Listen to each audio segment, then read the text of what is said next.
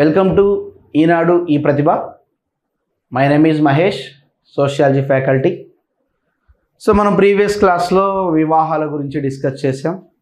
గంటన్నర పాటు వివాహ వ్యవస్థ అంటే ఏమిటి, వెస్టర్న్ మార్క్ ఏం చెప్పాడు, మాలినోస్కి ఏం చెప్పాడు, వీళ్ళందరికన్నా ముందు సమాజశాస్త్రం ఏం చెప్పింది, పెళ్ళిళ్ళు ఎలా జరుగుతున్నాయి, హిందూ మతంలో పెళ్ళి ఎలా జరుగుతుంది, అష్ట వివాహాలు మొత్తం ఎలా ఉన్నాయి, ఇస్లాం మతంలో పెళ్ళి ఎలా ఉంది, అదొక ఒప్పందం అని చెప్పుకున్నాం. ఏకైక విడాకులు ఇచ్చేటువంటి మతం ఇస్లాం మతం అని చెప్పుకున్నాం. క్రైస్తవ మతం గురించి చెప్పుకున్నాం. సిక్కు మతాల గురించి కూడా డిస్కస్ చేసాం. సో వాటిలోంచి మనకి ఖచ్చితంగా మార్పు వస్తుంది. నెక్స్ట్ చాప్టర్ మనకి భారత సమాజంలో ఇవాల్టికి ఉపయోగించబడుతున్నటువంటి పదాల్లో బంధుత్వం ఒకటి. మరి దీనికి ఎగ్జాక్ట్గా మనకి సామాజిక శాస్త్రవేత్తలు ఎగ్జాక్ట్గా చెప్పట్లేదు, కానీ చివరికైతే బంధుత్వం అయితే ఏర్పడుతుంది. ఎలా పిలుస్తున్నారు, ఇంట్లో వాళ్ళ మధ్య ఉండేటువంటి సంభాషణలు ఎలా ఉన్నాయో కూడా బంధుత్వ ఆచరణలో కనిపిస్తూ ఉంటాయి. యాక్చువల్లీ మీరు ఏ సమాజాన్ని అయినా తీసుకోండి, రెండే కనిపిస్తాయి. ఒకటి పితృస్వామ్యము, రెండోది మాతృస్వామ్యం. ఇది అనాదిగా వస్తున్నటువంటి సిద్ధాంతం. ఒక కుటుంబంలో ఎప్పుడైనా సరే ఒక కుటుంబాన్ని మీరు తీసుకున్నట్లయితే ఆ కుటుంబం యొక్క పెద్ద మీద కుటుంబం మొత్తం ఆధారపడి ఉంటుంది. ఆ కుటుంబంలో ఈ వ్యక్తికి మధ్య కొన్ని సంబంధాలు ఉంటాయి. ఆ సంబంధాలే బంధుత్వాన్ని తెలియజేస్తాయి. మోస్ట్ ఇంపార్టెంట్, ఎవరెవరికి ఏమవుతారని తెలియజేయడమే బంధుత్వం యొక్క ప్రాథమిక లక్షణం. నేను ఇక్కడ పితృస్వామ్యం అన్నాను, మాతృస్వామ్యం అన్నాను.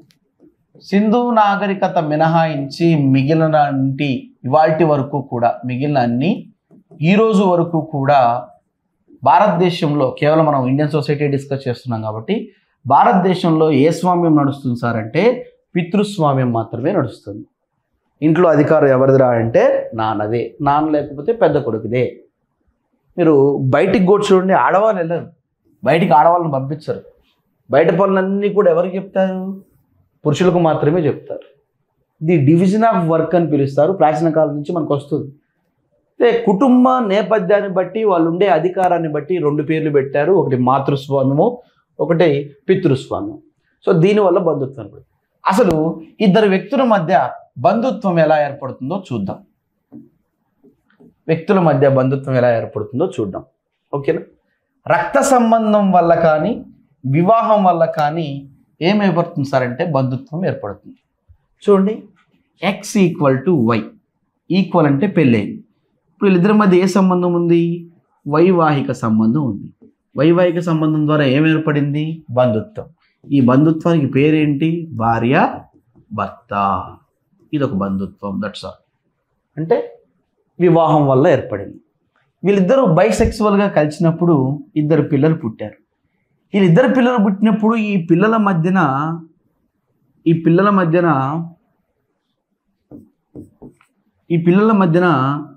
తల్లిదండ్రులకి పిల్లల మధ్యన రక్త సంబంధం ఉంటుంది. తల్లి, తండ్రి, కొడుకు, కూతురు అంటే రక్త సంబంధం వల్ల కూడా ఏం ఏర్పడుతుంది? బంధుత్వం. అందుకనే తల్లి అని పిలుస్తారు, తండ్రి అని పిలుస్తారు. మళ్ళీ ఇక్కడ భార్యాభర్త రాదు, కొడుకు అని పిలుస్తారు, కూతురు అని పిలుస్తారు. ఇలా కొడుకు కూతురు ఉంటే ఇదే సంబంధం కిందకి వస్తుంది సార్ అంటే రక్త సంబంధం కిందకి వస్తుంది. మరి ఇక్కడ 3, 4 ఉన్నారనుకోండి, ఈ మధ్య సంబంధాలు ఉంటాయి, కానీ రక్త సంబంధం కాదు, వైవాహిక సంబంధం కాదు, కానీ దగ్గర సంబంధం ఉంటుంది. ఎలా పిలుస్తారు? బాబాయ్ అని, పిన్ని అని, పెదనాన్న అని, ఒకటి ఇలాంటి పదాలు ఉపయోగిస్తూ ఉంటారు. సో మొత్తానికైతే బంధుత్వానికి ప్రధాన కారణం, మొట్టమొదటి ప్రాథమిక లక్షణం ఏంటంటే వివాహము. ఫస్ట్ వివాహాన్ని ఐడెంటిఫై చేయాలి. వివాహం ద్వారా ఖచ్చితంగా ఏం ఏర్పడుతుంది? రక్త సంబంధం వస్తుంది. డైరెక్ట్ రక్త సంబంధం రాదు కదా, ఇద్దరు వ్యక్తుల మధ్య రక్త సంబంధం పుట్టదు కదా. ఇద్దరు మధ్య రక్త సంబంధం పుట్టాలంటే ముందు వాళ్ళకి ఏం జరగాలి? వివాహం జరగాలి.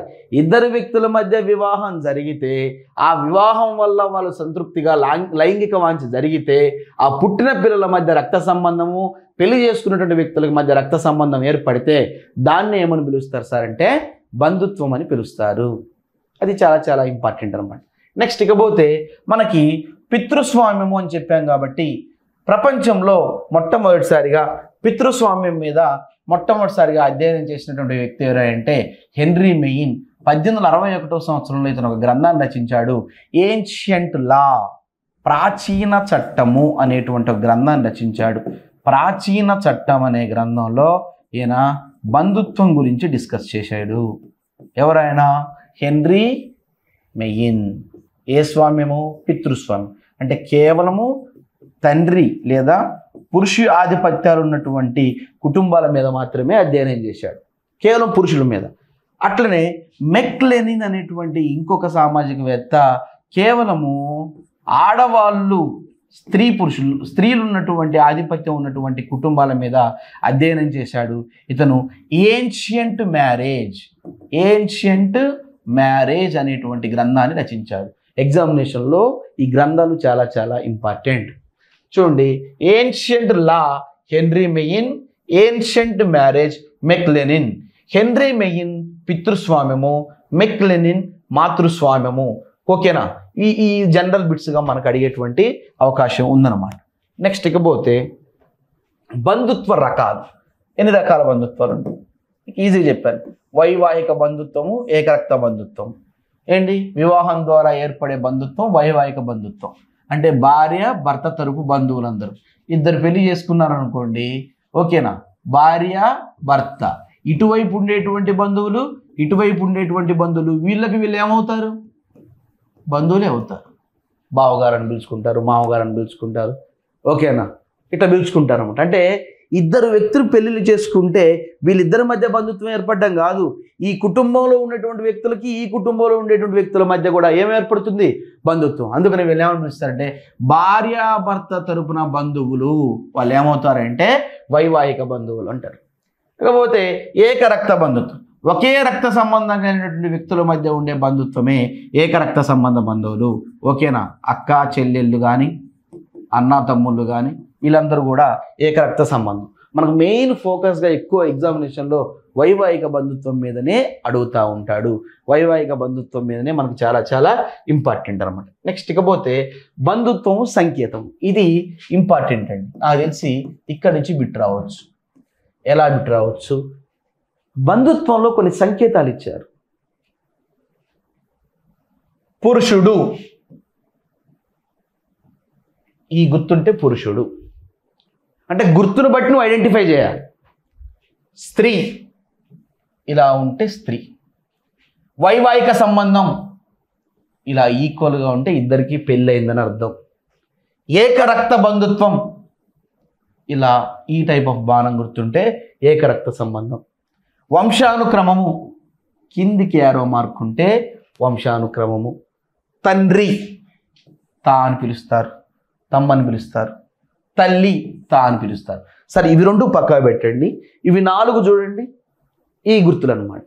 ట్రయాంగిల్ ఒకటి, సర్కిల్ ఒకటి, ఈక్వల్ ఒకటి, స్ట్రైట్ లైన్ ఒకటి, కిందికి యారో ఒకటి, ఇలా ఉంటాయి. అయితే మిమ్మల్ని ప్రశ్న ఎలా అడుగుతాడంటే, ఫర్ ఎగ్జాంపుల్ మీకు ప్రశ్న కావాలి. ప్రశ్న ఎలా అడుగుతాడు?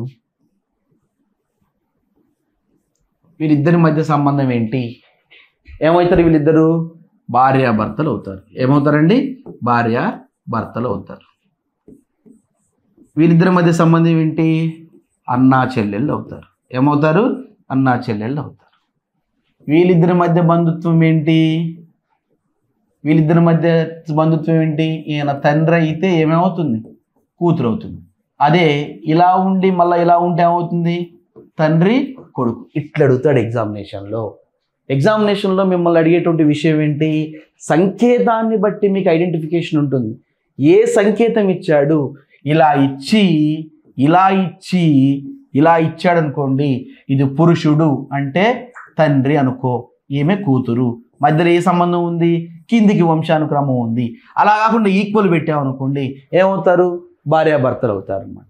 ఎగ్జామినేషన్లో సంకేతాల మించి మిమ్మల్ని ప్రశ్న అడుగుతాడు. సంకేతాల మించి ప్రశ్న ఖచ్చితంగా అడుగుతాడు. కాబట్టి గుర్తుంచుకోండి, పురుషుడినేమో ఈ రకంగా చూపిస్తారు, స్త్రీనేమో ఈ రకంగా చూపిస్తారు, వైవాహిక సంబంధాన్ని ఈ రకంగా చూపిస్తారు, ఏకరక్త సంబంధాన్ని ఈ రకంగా చూపిస్తారు, వంశానుక్రమాన్ని ఈ రకంగా చూపిస్తారు, తండ్రిని తా అంటారు, తల్లిని తా అంటారు. ఇవి అడగడు కానీ ఇవి ఖచ్చితంగా అడుగుతాడు. ఖచ్చితంగా ఒక మార్క్ వస్తుంది.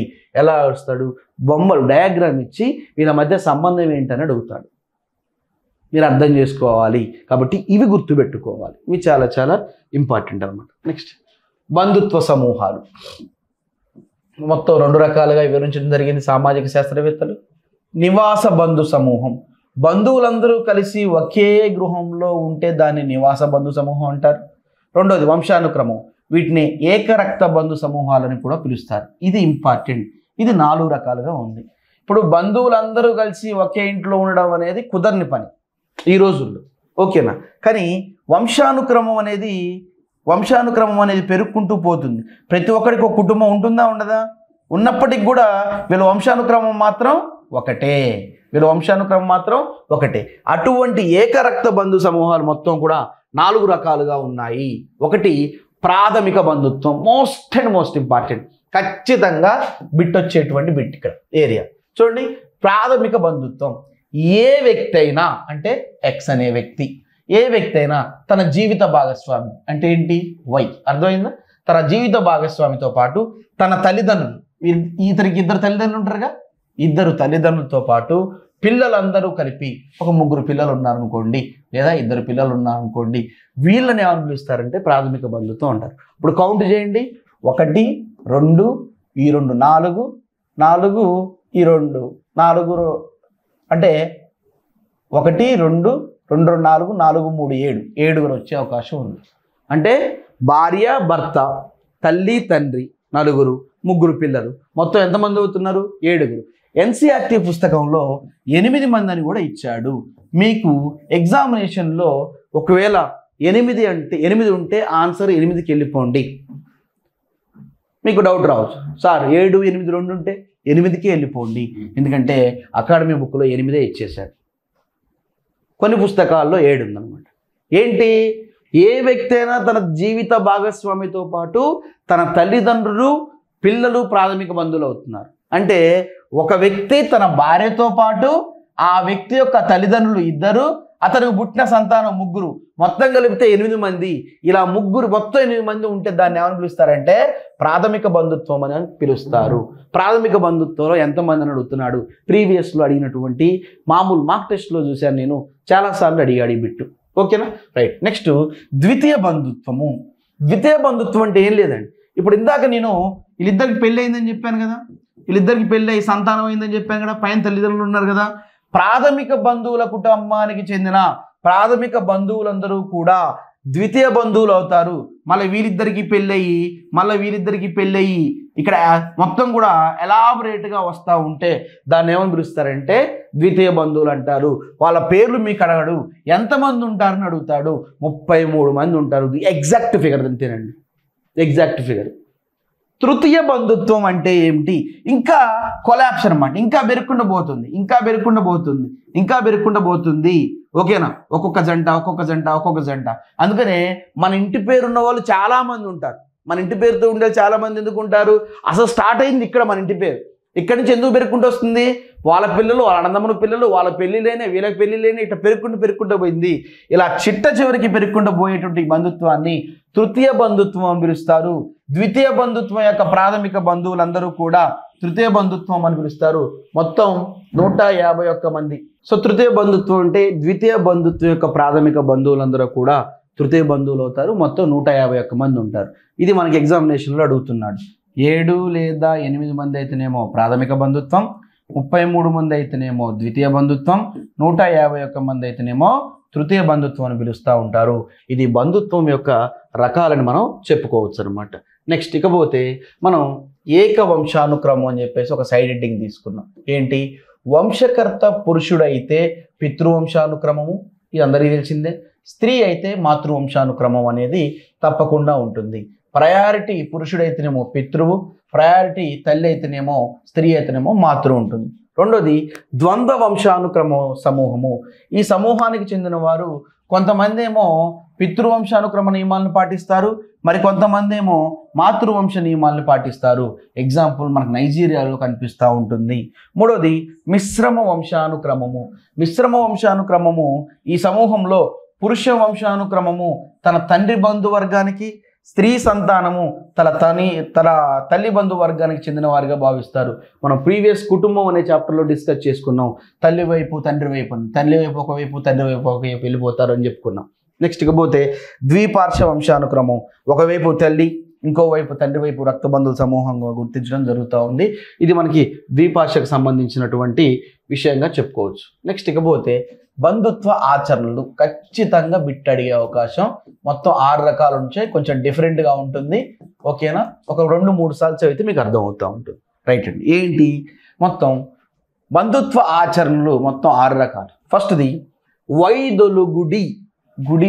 గుడి అనండి, వైదొలుగుడి నడవడి.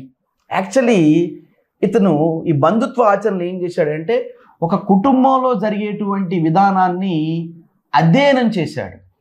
వైదొలుగుడి నడవడిక అంటే ఏంటంటే ఇద్దరి బంధువులు పరస్పరం తప్పుకొని తిరగడాన్ని ఏమని పిలుస్తారు సార్ అంటే వైదొలుగుడి నడవడి అని పిలుస్తారు. అంటే ఆ ఇద్దరికి పడట్లేదని అర్థం. ఒక కుటుంబంలో ఇద్దరికి పడట్లేదు. ఎవరెవరు పడట్లే? అత్త కోడలకు పడట్లే, మనందరికీ తెలుసు. అత్త అల్లుడికి పడదు, మనకు ఖచ్చితంగా తెలుసు. కోడలు మావయ్యకు పడదు. వీళ్ళు ఎదురయ్యారు అనుకోండి, కోడలు మావయ్య ఎదురైతే కోడలు మొహం తిప్పుకొని పోతూ ఉంటుంది. అత్త అల్లుడు ఎదురైతే అత్త మొహం తిప్పుకొని వెళ్ళిపోతూ ఉంటుంది. అత్త కోడలు ఎదురైతే కోడలు మొహం తిప్పుకొని ఎదిరిపోతూ ఉంటుంది. అంటే అదొక ఘర్షణ వాతావరణం. అయినప్పటికీ వాళ్ళు ఎవరు? బంధువులే. దీన్నే వైదొలగడి నడువుట అని పిలుస్తారు. ఎగ్జాంపుల్ మనకి గోండుల్లో ఒక ఆచారం ఉంది. మామ ముందు కోడలు నిల్చోవడాన్ని అత్యంత అపచారంగా భావిస్తూ ఉంటారు. ఇవాటికి గ్రామంలో మామ వస్తే కోడలు లేచి నిలబడాల్సిందే. సరే, ఇప్పుడు మారిందనుకోండి, అది వేరే విషయం. కోడళ్ళు లేచి నిలబడాల్సిందే. అందుకనే గోండుల్లో మామ ముందు కోడలు నిల్చోవడం కూడా అపచారమే. ఇంకొన్ని సమాజాల్లో ఇతన పరాయి పురుషుడు వస్తే ఆటోమేటిక్గా వాళ్ళు కొంగేసుకుంటారు, మొహం కనిపించకుండా చూపించుకుంటారు. అది వాళ్ళకు ఉన్నటువంటి ఆచారం. ఇది వైదొలగుడి నడవడి అని చెప్పుకోవచ్చు. రెండోది పరిహాస సంబంధాలు. ఓకేనా? పరిహాసం చేయడం. ఏంటిది పరిహాసం అంటే? హేళన చేసుకోవడం, తిట్టుకోవడం, ఒకరి ఆస్తిని మరొకరు ధ్వంసం చేసుకోవడం. అంటే ఇంట్లో వంటగదిలో ఉండే సామాన్లు అట్టి ఇసిరేసుకోవడం అనమాట. దాన్ని పరిహాస సంబంధం అని పిలుస్తారు. ఇది ఇంపార్టెంట్. ఇవి మొత్తం 2 రకాలు. పరిహాస సంబంధాన్ని ఒకటి సౌష్ఠవ పరిహాస సంబంధంగా, రెండవది అసౌష్ఠవ పరిహాస సంబంధంగా పిలుస్తున్నారు. ఏంటి సౌష్ఠవ పరిహాస సంబంధం అంటే? సౌష్ఠవ పరిహాస సంబంధంలో ఇద్దరు కూడా సమానంగా పరిహాసం చేసుకుంటారు. మీరు బాగా చూస్తూనే ఉంటారు పెళ్ళిళ్ళలో కానీ ఫంక్షన్లో కానీ. బావ ఇప్పుడు మరదలను ఆట పట్టించడం, మరదలు బావని ఆట పట్టించడం. ఓకేనా? మేనత్తుడు మేనల్లుడు ఇద్దరు కూడా ఆట పట్టించుకోవడం జరుగుతుంది. దీన్ని సౌష్ఠవ పరిహాస సంబంధం అంటారు. ఓకేనా? ఇది రెండవది చాలా ఇంపార్టెంట్ ఏంటంటే అసౌష్ఠవ పరిహాస సంబంధం. ఈ పరిహాస సంబంధం ఎలా ఉంటుందంటే దీంట్లో ఒకరినొకరిని పరిహాసించుకోవచ్చు కానీ రెండో వాడు తిరిగి మొదటి వాడిని పరిహాసించుకోకూడదు. ఎక్స్ అనేటువంటి వ్యక్తి ఉన్నాడు, వై అనేటువంటి వ్యక్తి ఉన్నాడు.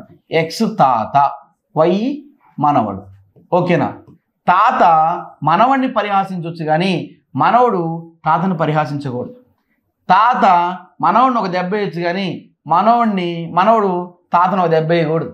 ఓకేనా? దీన్ని ఏమని పిలుస్తారంటే అసౌష్ఠవ సంబంధం అని పిలుస్తారు. ఓకేనా? అంటే మొదటివాడు రెండో వాడిని పరిహాసించవచ్చు, రెండో వాడు మాత్రం మొదటి వాడిని పరిహాసించకూడదు. ఎగ్జాంపుల్ తాత మనవడు అనమాట. ఓకేనా? తాత రాయి తీసుకునేసిందని చెప్పేసి మనవడు కూడా రాయి తీసుకునేసింది అనుకో, తాత పని అయిపోయినట్టే. ఓకేనా? దీన్ని అసౌష్ఠవ పరిహాస సంబంధాలు పిలుస్తారు. ఇది 2వ సంబంధం. బంధుత్వ ఆచరణలో ఇది 2వ సంబంధం. నెక్స్ట్, నేను ప్రీవియస్ క్లాస్లో ఒకసారి డిస్కస్ చేశాను. సాంకేతిక సంబోధన. టేలర్ దీన్ని డిస్కస్ చేసింది టేలర్. మీరు ఏదైనా ఒక గ్రామానికి వెళ్ళండి. ఫర్ ఎగ్జాంపుల్ గ్రామాల్లోకి వెళ్తే ఒక పెద్ద రావి చెట్టు ఉంటుంది. ఆ చెట్టు కింద కూర్చొని 4-5 కూర్చొని మాట్లాడుకుంటుంటే ఎరా అబ్బాయి అని పిలుస్తారు. పిలిస్తే నువ్వు ఎవరబ్బాయి అని అడుగుతారు కానీ నీ పేరేంటని అడగరు. గ్రామాల్లో నువ్వు ఎవరబ్బాయి అని పిలుస్తారు. నేను ఫలానా రామయ్య కొడుకుని, ఫలానా సుబ్బారావు గారి అల్లుణ్ణి. ఇక్కడ ఫలానా అనే పదాన్ని ఉపయోగించి నీ యొక్క ఐడెంటిఫికేషన్ని అతనికి తెలియజేస్తున్నావు. అందుకనే దీన్ని సాంకేతిక సంబోధన అంటారు. ఒక వ్యక్తి ఫలానా వాడి తండ్రి లేదా ఫలానా వాడి తల్లి అని పిలిచే బంధుత్వ ఆచారాన్నే సాంకేతిక సంబోధన అని పిలుస్తారు. Most important. అంటే ఏంటి? డైరెక్ట్గా నా పేరు రాము కాదు, నేను రామయ్య కొడుకుని అని తెలియజేస్తున్నావు. అంటే ఆ గ్రామంలో నీ పేరుతో పని లేదు, మీ నాన్న పేరుతో పని. ఇలా పిలవడాన్ని ఏమని పిలుస్తారు సార్ అంటే సాంకేతిక సంబోధన అని పిలవడం జరుగుతూ ఉంటుంది. చాలా చాలా ఇంపార్టెంట్ అనమాట. నెక్స్ట్ ఇంకొకటి బంధుత్వాచారం, కుహానా ప్రసూతి. ఇది చెప్పాలంటే మీకు చిన్న సినిమాలో ఒక సన్నివేశం చెప్తాను. మీరు నరేష్ నటించినటువంటి, మహేష్ బాబు వాళ్ళ కన్నా నరేష్ నటించినటువంటి ఆ జంబలకడి బొమ్మ అనే సినిమాని మీరు చూసుకున్నట్లయితే ఆ సినిమాలో ఒక క్యారెక్టర్ దగ్గర ఏం జరుగుతుందంటే ఒక గది లోపల భార్య రేడియో పట్టుకొని ప్రసవిస్తుంటుంటే బయట భర్త నొప్పులతో బాధపడుతున్న సంఘటన మీరు చూసే ఉంటారు. ఎగ్జాక్ట్గా ప్రాచీన కాలంలో అది జరిగింది. అది జరిగిందంటే నిజంగా నొప్పులు రాలే, దానికి ఒక రీజన్ ఉంది. దీన్ని కుహానా ప్రసూతి అంటారు. ఏం లేదు, గది లోపల భార్య ప్రసవ వేదన అనుభవిస్తున్నట్లుంటే గది బయట ప్రసవ వేదన అనుభవిస్తున్నట్లు నటించడాన్నే కుహానా ప్రసూతి అని పిలుస్తారు. ఎందుకు దీనికి ఇలా చేస్తారంటే భార్య ఎవరిలో సగం, భర్తలో సగం. అని నొప్పులు పడుతుంది కాబట్టి నేను కూడా బయట కొన్ని నొప్పులు పడాలని చెప్పేసి వాళ్ళకి వింత ఆచారం అనమాట. బెస్ట్ ఎగ్జాంపుల్ ఏ తెగ సార్ అంటే ఎరుకల తెగ. అందుకనే గది లోపల భార్య ప్రసవిస్తున్నప్పుడు గది బయట భర్త ప్రసవిస్తున్నట్లు నటించడాన్ని, అతనికి కూడా నొప్పులు వస్తున్నట్లు నటించడాన్ని అలా పాటించే ఆచారాన్ని ఏమని పిలుస్తారు సార్ అంటే కుహానా ప్రసూతి అనేటువంటి ఆచారాన్ని పిలుస్తూ ఉంటారు. ఇది కుహానా ప్రసూతికి ఉన్నటువంటి ఇంపార్టెన్స్ అనమాట. నెక్స్ట్ ఇకపోతే మాతులాధికారం. మీకు ఎప్పుడో చెప్పిన మాతులాధికారం అంటే ఎవరు గుర్తు రావాలి? మేనమామ గుర్తు రావాలి. ఎప్పుడైనా గుర్తుపెట్టుకోండి. ఒక వ్యక్తి జీవిత విశేషాలన్నింటినీ తల్లి సోదరుడు అంటే ఎవరిక్కడ? మేనమామ మొత్తం బాధ్యత వహిస్తే దాన్ని మాతులాధికారం అని పిలుస్తారు. ఇవాళకి కూడా మేనమామకి ఇంపార్టెన్స్ ఇస్తూనే ఉన్నారు. అబ్బాయి పుట్టినప్పుడు శాంతి చెప్పేది అనుకో మేనమామని నూనె గిన్నెలోంచి చూపియండి అంటారు. లేకపోతే మేనమామ పుట్టింటికలు తీపించాడు మేనమామ ఉండాలని చెప్పేసి అంటారు. అంటే ఎవరికి ప్రయారిటీ ఇస్తున్నారు? మేనమామకు ప్రయారిటీ ఇస్తున్నారు. ఒక వ్యక్తి యొక్క జీవితంలో ఆ జీవిత విశేషాలన్నింటినీ కూడా ఆ యొక్క మేనమామ చూస్తే దాన్ని మాతులాధికారం అంటారు. అలా కాకుండా మేనత్త చూసింది అనుకోండి, మేనత్త అంటే ఎవరి వైపు వెళ్ళిపోతుంది? ఇప్పుడు తండ్రి వైపు వెళ్ళిపోతుంది. అంటే ఎవరి వైపు వెళ్ళిపోతుంది? తండ్రి వైపు. తల్లి వైపు వెళ్ళిపోతేనేమో మేనమామ, తండ్రి వైపు వెళ్ళిపోతేనేమో మేనత్త. దీన్ని పితృస్వాధికారం అని పిలుస్తారు. ఒక వ్యక్తి జీవిత విశేషాలన్నింటినీ మేనత్త బాధ్యత వహిస్తే దాన్ని పితృస్వాధికారం అని పిలుస్తారు. మేనత్త నివాసము మరియు ఆస్తిని పొందవచ్చు. ఆ వ్యక్తి మేనత్త నుండి నివాసాన్ని పొందవచ్చు, అక్కడే ఉండవచ్చు, అక్కడే ఆస్తిని కూడా పొందవచ్చు. ఇటువంటి ఆచారాన్ని పితృస్వాధికారము అని పిలుస్తారు. ఏమని పిలుస్తారు సార్? పితృస్వాధికారం అని పిలుస్తారు. నెక్స్ట్ టోటం. ఇది చాలా చాలా ఇంపార్టెంట్. ఈరోజు టోటం మనం దీన్నే టాటూ అని పిలుస్తున్నాం. ఇవాళ మీరు చాలామంది చేతులకి, మొఖాలకి, కాళ్ళకి అన్ని చోట్ల కూడా టాటూ లేపించుకుంటున్నారు. దానికి రీజన్ ఇదే. ఏందో ఒకసారి చూడండి. యాక్చువల్లీ ఆదిమ జాతి వారు ప్రాచీన కాలంలో గిరిజనుల్లో చాలా సమాజానికి దూరంగా అడవుల్లో ఉండేటువంటి ఆదిమ జాతి వారు మేము ఆదిమ జాతి వారం అని తెలుపుడు కోసం పక్షుల బొమ్మలను కానీ జంతువుల బొమ్మలను కానీ చేతుల మీద, మోస్ట్లీ చేతుల మీద కానీ శరీరం మీద కానీ ఇంటి కప్పుల మీద వేసుకోవడాన్ని ఏమని పిలుస్తారు సార్ అంటే టోటం అంటారు. టోటం నుండే ఈరోజు టాటూ అనే పదం వచ్చింది. ఓకేనా?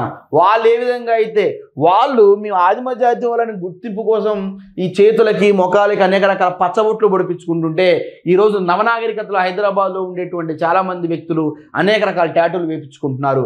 కారణం ఏంటంటే ఇక్కడి నుంచే వచ్చింది. అందుకనే టోటం వాదం నుండి టాటూ అనే పదం ఉద్భవించిందని చెప్పేసి చాలామంది సామాజికవేత్తలు చెప్తా ఉన్నారు. ఓకేనా? నెక్స్ట్ ఇకపోతే ఇంకొక విషయం. ఇవి మొత్తం 6 రకాలని చెప్పాను నేను. ఓకేనా? బంధుత్వ ఆచరణలు 6 రకాలని చెప్పాను. చాలా చాలా. 1 వైదొలుగు నడవడిక, 2 పరిహాస సంబంధాలు, 3వది సాంకేతిక సంబోధన, 4 కుహానా ప్రసూతి, మాతులాధికారము, పితృస్వాధికారం, టోటం వాదం. ఓకేనా? ఇకపోతే చూడండి, ఒక స్టేట్మెంట్ రాశాను నేను. ఇది కూడా NOT నోట్ కిందనే తీసుకుంటున్నాను. NOT నోట్ ఇది. మీ అందరికీ ఒక విషయం తెలుసు, గోత్రం అని చెప్పాను నేను ప్రీవియస్ క్లాస్లో. గోత్రం అంటే ప్రతి వంశానికి ఒక మూల పురుషుడు ఉంటాడు. ఓకేనా? నిజానికి ఇక్కడ నేనేం చెప్పాను, ఇక్కడ భారత కుల వ్యవస్థలో సగోత్రీయుల మధ్య వివాహాలు నిషిద్ధము, అలాగే కులాంతర వివాహాలు కూడా ఆమోదయోగ్యం కావు మోస్ట్లీ, ఎందుకంటే యాక్సెప్ట్ చేయరు. ఇక్కడ నేను సగోత్రీయుల మధ్య ఏమన్నాను, సగోత్రీయుల మధ్య వివాహాలు ఆమోదయోగ్యం కావు. ఎందుకు కావంటే, ఫర్ ఎగ్జాంపుల్ ఒక ఎక్స్ అనే గోత్రం ఉంది. ఓకేనా? ఎక్స్ అనే గోత్రం ఉంది, వీడు ఒక పెళ్లి చూపులకు పోయాడు, వై అనే అమ్మాయిని చూశాడు. ఈ అమ్మాయి గోత్రం కూడా ఎక్సే. ఇద్దరు ఎక్స్ అయినప్పుడు వీళ్ళని ఒకసారి గమనించండి, వీళ్ళ వంశానుక్రమాన్ని గమనించండి. ఎవరో ఒక ఆయన మూల పురుషుడు ఉంటాడు కదా, ఈ మూల పురుషుడు రక్తం ఈ రక్తం ఒకే సంబంధం కలిగి ఉంది కదా, కాబట్టి వీళ్ళంతా కూడా ఏ గోత్రీయులు అవుతారు, సగోత్రీయులు. సగోత్రీయులు అయితే ఒకే రక్త సంబంధం ఉంటే పెళ్లి చేసుకుంటారా? పెళ్లి చేసుకోరు. కానీ ఎన్ఓటి నోట్ అని పెట్టి మీరు రాసుకోవాల్సిన విషయం ఏంటంటే, ప్రస్తుత సమాజంలో, నిజానికైతే చేసుకోకూడదు, బట్ ప్రస్తుత సమాజంలో సగోత్రీయుల మధ్య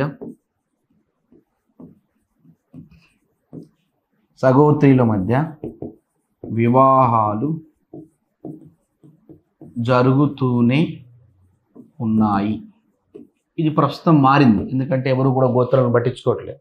ఇద్దరు అమ్మాయికి అబ్బాయికి ఇష్టమైందా లేదా, ఓకేనా? ఇంకొంతమంది అయితే అక్కా చెల్లెల సంబంధం ఉన్నా కానీ పెళ్లి చేసుకుంటున్నారు, ఎందుకంటే దూర సంబంధం ఉంది కాబట్టి. ఓకేనా?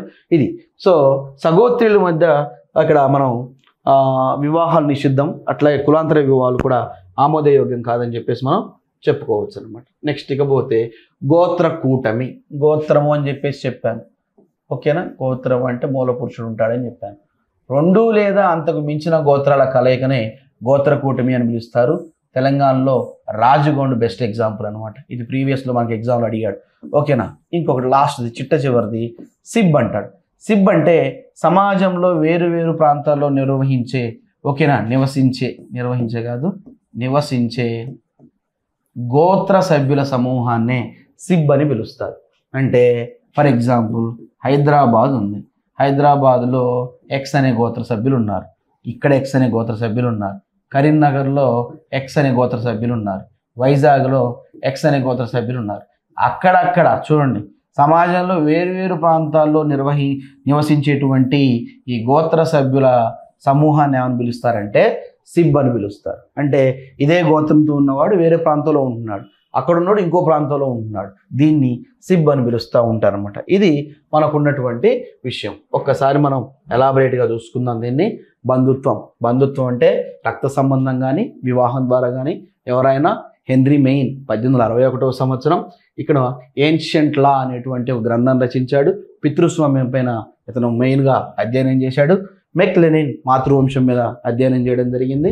నెక్స్ట్ ఇకపోతే బంధుత్వ రకాలు. వైవాహిక బంధుత్వం వివాహం ద్వారా, దీనివల్ల ఏమవుతుంది, భార్యాభర్త తరపున బంధువులందరూ కూడా వైవాహిక బంధువులు అవుతారని చెప్పుకోవచ్చు. నెక్స్ట్ పురుషుడు. బంధుత్వ రకాలకు సంబంధించి సంకేతాలు చాలా చాలా ఇంపార్టెంట్. ట్రయాంగిల్ ఉంటే పురుషుడు, సర్కిల్ ఉంటే స్త్రీ, వైవాహిక సంబంధం అంటే ఈక్వల్ ఉండాలి, స్ట్రైట్ లైన్ ఉంటే ఏకరక్త సంబంధము, వంశానుక్రమం అంటే కిందికి ఉండాలి. ఇలా బంధుత్వ సంబంధాల నుంచి మనకు ఖచ్చితంగా ప్రశ్న అడుగుతాడు అన్నమాట. ఓకే, నివాస బంధుత్వము, వంశానుక్రమ బంధుత్వము చూసుకున్నాం. ప్రాథమిక బంధుత్వం చాలా ఇంపార్టెంట్. ఏ వ్యక్తి అయినా తన జీవిత భాగస్వామితో పాటు తన తల్లిదండ్రులు, తన సంతానం కలిపి ఉంటే దాన్ని ప్రాథమిక బంధుత్వం అంటారు. వాళ్ళు 7 లేదా 8 మంది అవకాశం ఉంటుంది. ద్వితీయ బంధుత్వంలో వాళ్ళు మళ్ళీ పెళ్లి చేసుకుంటే 33 మంది దాకా ఉంటారు. తృతీయ బంధుత్వంలో వీళ్ళంతా కలిసి మళ్ళీ పెళ్లి చేసుకొని వీళ్ళంతా ఏర్పడితే వాళ్ళు 151 మంది ఉంటాడు. ఎగ్జామినేషన్లో మిమ్మల్ని ఆర్డర్ అడుగుతాడు. ఏమని అడుగుతాడు? 8, 33, 151. లేదా ఒకేసారి డైరెక్ట్ క్వశ్చన్ అడగచ్చు. ద్వితీయ బంధుత్వంలో ఎంతమంది? 33. తృతీయ బంధుత్వంలో ఎంతమంది? 151. ఓకేనా? ప్రాథమిక బంధుత్వంలో 7 లేదా 8. ఎగ్జామినేషన్లో ఒకవేళ 8 ఉంటే 8కి వెళ్ళిపోండి. ఓకేనా? ఇది బంధుత్వ స్థాయి. నెక్స్ట్ వంశానుక్రమాలు చూసాం, ద్విపార్శ్వ చూసాం. నెక్స్ట్ ఇకపోతే వైదొలుగుండు నడవడిక. ఇద్దరు పరస్పరం తప్పుకొని తిరగడం అనమాట. ఎవరెవరు ఎగ్జాంపుల్? అత్తా కోడళ్ళు, అత్తా అల్లుడు, కోడలు మామయ్య. ఓకేనా. పరిహాస సంబంధం, హేళన చేసుకోవడం, తిట్టుకోవడం, కొట్టుకోవడం. ఓకేనా. దీంట్లో 2 రకాలు ఉన్నాయి, సౌష్టవం ఉంది, అసౌష్టవం ఉంది. సౌష్టవంలో ఎవరు వస్తారు? బావ మరదలు వస్తారు, మేనత్త మేనలుడు వస్తారు. అసౌష్టవంలో ఎవరు వస్తారు? తాత మనవడు మాత్రమే వస్తారు. సాంకేతిక సంబోధన అంటే ఏంటి? ఎగ్జామినేషన్లో ఎవరో అని అడుగుతున్నాడు, టేలర్ అని గుర్తుంచుకోండి.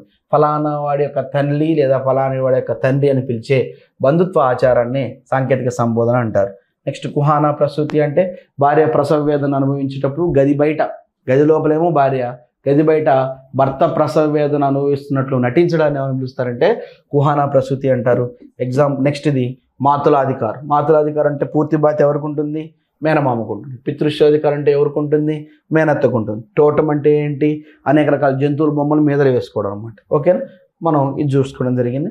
నెక్స్ట్ గోత్ర కూటమి అంటే 2 లేదా 3కు సంబంధించిన గోత్రాలు కలిస్తే గోత్ర కూటమి అంటారు. సిబ్ అంటే అనేక ప్రాంతాల్లో నివసించే గోత్ర సభ్యుల సమూహాన్ని మనం ఏమని పిలుస్తారంటే గోత్ర కూటమి సిబ్ అని పిలవడం జరుగుతూ ఉంటుంది. ఓకేనా. ఇదంతా డిస్కస్ చేస్తే దీంట్లో మనకి 1 మార్క్ వచ్చేటువంటి అవకాశం ఉందన్నమాట. ఓకేనా. సో తిరిగి మనం రేపటి క్లాస్లో కలుద్దాం. అంతవరకు సెలవు. Thank you.